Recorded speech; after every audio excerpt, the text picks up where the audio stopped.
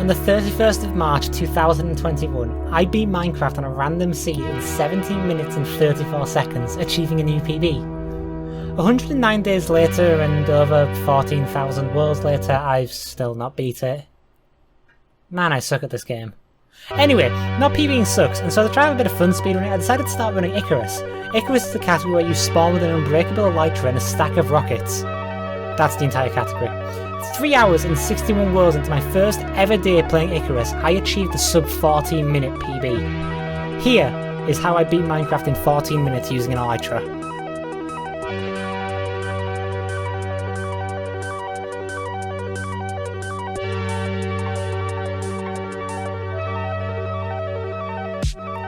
By the way, only a small percentage of my audience are actually subscribed, so if you do enjoy the video, maybe consider subscribing. It's free and you can always unsubscribe later if you suddenly decide you hate me. Also, I'm going to be playing a lot of Icarus on stream from now on, first going for sub 11, then sub 9, then eventually aiming for world record. If you want to see that, click the link in the description to go to my Twitch. Anyway, enjoy the run.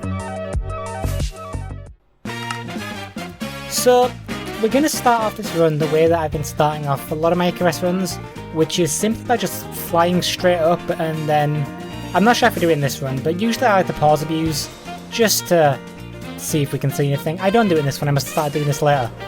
So, I have been playing Icarus for 2 days now. I got this one yesterday. I've been playing the run for 2 days. If you look under my timer, that's actually the number of attempts I've done. At this point, I had done 61 attempts at Icarus, which I think is fairly impressive. You see, we start the run by flying straight to a shipwreck. We get enough iron for a pickaxe, enough gold for a gold shovel, and then some food. And we're going to fly right back to spawn, and we're going to grab some wood and our tools. One thing that's been really fun about Icarus is how easy it is to get on good pace.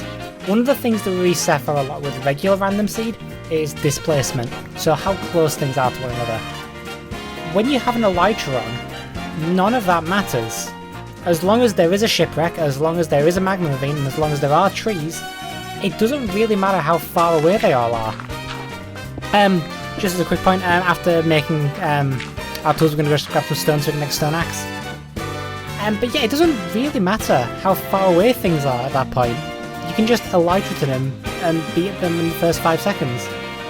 One thing that is a bit different with random seed is, since everything's a lot more fast paced, we want everything to be on a better pace. For random seed, I'm currently resetting to be in the nether before 3 minutes. With Icarus, I'm resetting to be in the nether before 2 minutes, but I'm taking 230 enters. So I'm resetting that if I play completely optimally, I will be in the nether at 2 minutes. However, I would like to be in the nether I'd like to be in the nether 2 minutes, but I will reset for 230. What we're doing now is we're just flying around till we see some kelp with hitboxes on, which we do here, because that means there's a magma ravine. One thing I've been doing recently, instead of this, is actually been elytraing straight down to the gravel, because when you're underwater you don't take elytra damage. But we're just going to mine some gravel until we get flint. We actually get 3 pieces of flint. I tried to throw out the flint. I tried to throw out 2 pieces so there's not just random bits taken on my hotbar, and I accidentally throw out all 3 because I'm really good at the game. We then get hit by a baby drowned, which doesn't affect us at all, but it was still a bit annoying. Yeah, so we're just going to make a portal. You've seen me make a million portals underwater before. Here's the underwater portal. It was a bit scuffed because it wasn't deep lava, so I did have to then just do some funky stuff to get some lava in the right places, but it's absolutely fine. It's fine. We're in the nether. 240, which at the time I think 240 was kind of what I was going for. In the nether. And we're going to E-ray. We're just going to let it load for a bit and see where Bastion is. I'm still resetting off spawn for a Bastion because I'd like to be in the Bastion as soon as possible. However, I'm not resetting for, like in Random Seed with Icarus, I'm not resetting for a fortress. I'm just kind of sending it in just a direction and just kind of hoping, which you'll see in this run. You'll see we see a Bastion here. We've guessed, I think at the time I knew this was housing. I was just figuring out how to get into it because elytra are pretty hard to control if you've not been using them, which I haven't. This was actually on my first day of running Icarus, so I was still really getting used to elytra. We're just going to fly down here though, and since there's this bit extending out before the ramparts, this confirms I believe that it's housing. We're going to go and You'll forgive me for the route. You're going to forgive me for the route because the route sucks. I didn't have armor, and so I was just kinda hoping that I got piglins. Luckily, I do get enough piglins, which is good. We take gold, we get some obby. We're gonna do manhunt without the actual breaking of the chest, basically. So we've got these two piglins coming up. I see this zombie piglin, which is an issue. The zombified piglin's an issue because regular piglins get scared of them. And so I'm worried that I'm not going to get enough piglins to trade with here. Luckily, somehow I do. Somehow I get enough that I feel alright leaving them to trade.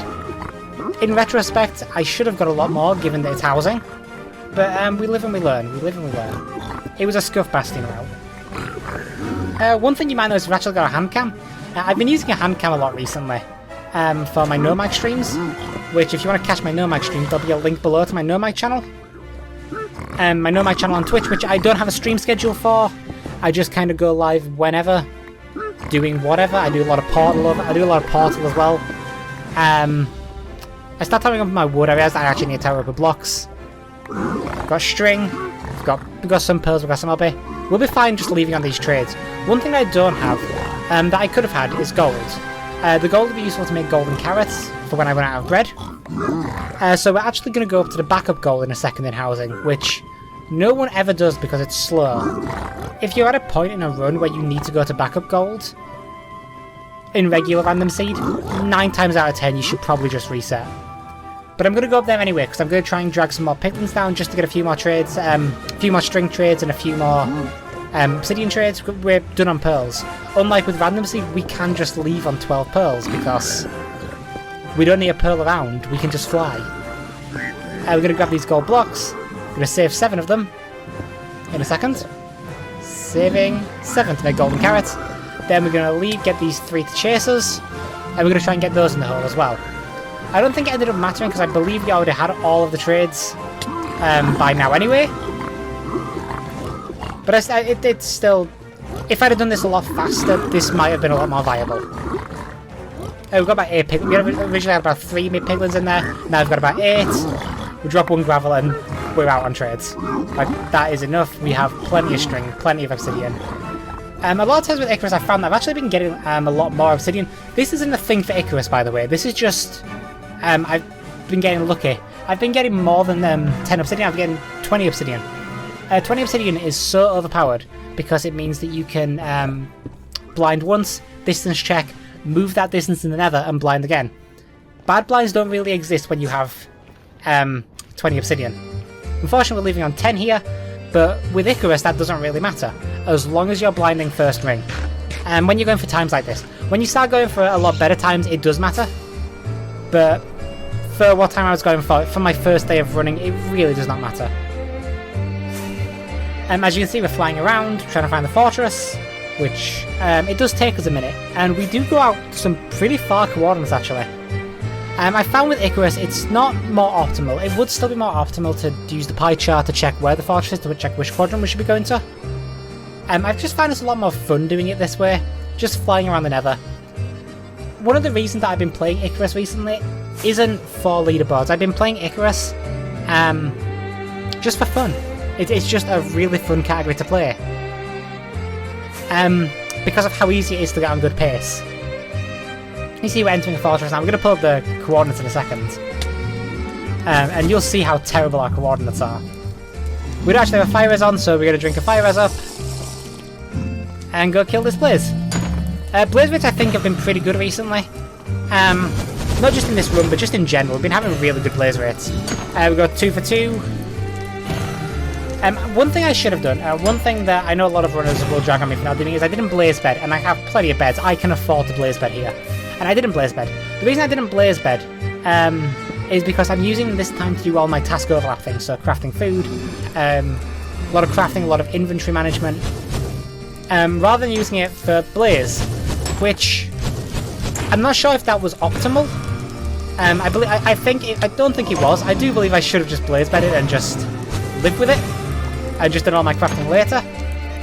But yeah, I wasn't really thinking. I was on call with some of my friends when I was doing this, so I wasn't really taking these runs very seriously. But you see we're going to do a lot of task overlap, so we're going to do a lot of crafting. And then some inventory management. We've got 23 wool, which is enough for 7 beds. 7 beds is plenty. I will enter the end sometimes on like 3 beds plus an anchor. So 7 beds, like we are 100% comfortable with doing, 7 beds. We get a 6th rod here, and we're leaving. My philosophy with getting rods is always, we'll wait if we're doing it from a spawner, we will wait for blaze to spawn. We'll wait for like a wave of blaze to spawn, and we'll kill the entire wave until we get 7. If we get 7, we just leave immediately. If we get 6 after the wave has ended, we leave immediately. So if there's, it's a bit weird. It's a bit weird to think about, but is what it is. We're actually flying back to first ring because I only have 1 portal, so I want to make sure that the blind's not going to be more than 2k. Because at the time 2k was, it's a bad blind, but it's like an acceptable blind. It's a blind that I can work with.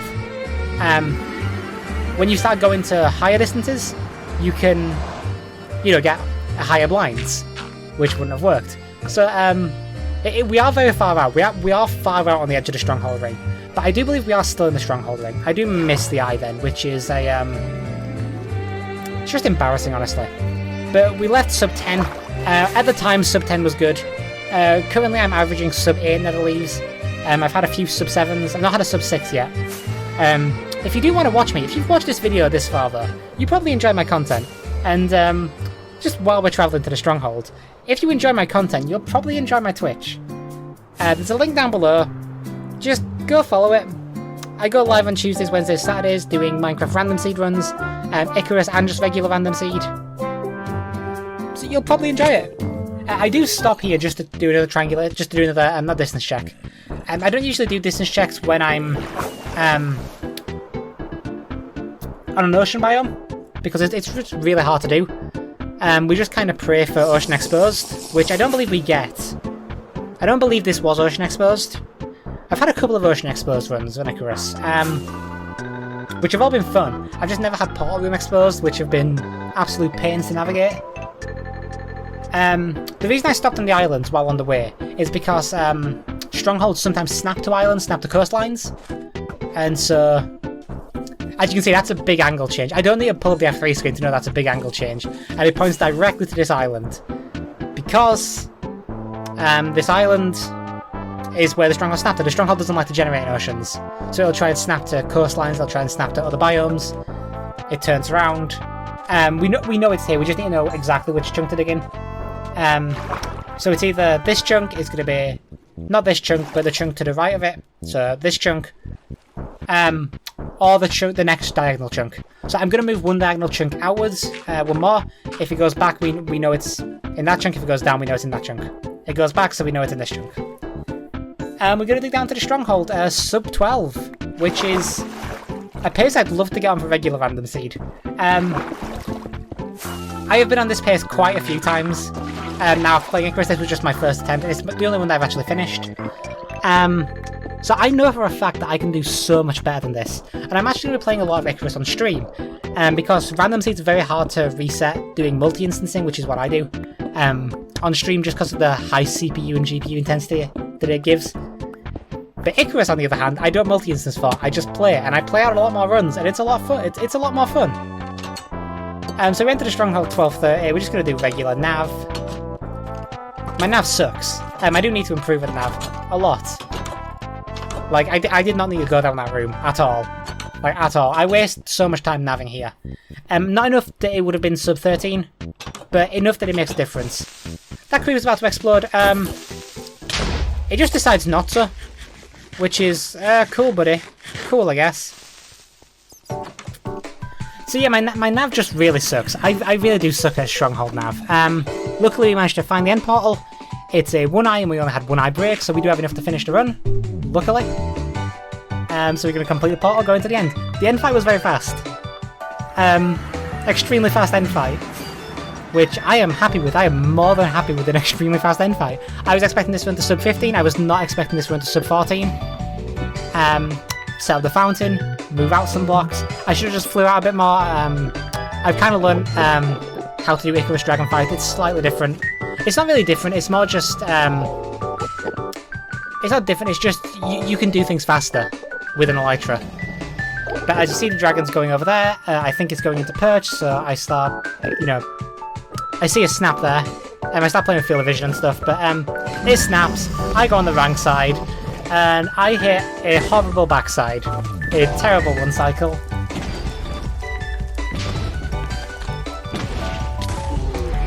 Six-bed one cycle. On the backside. I hope you've enjoyed this run. I hope you've enjoyed this run. Like I said, I will be doing more Icarus attempts on my Twitch, so make sure you go drop a follow there, and I will see you in the next video. Bye guys.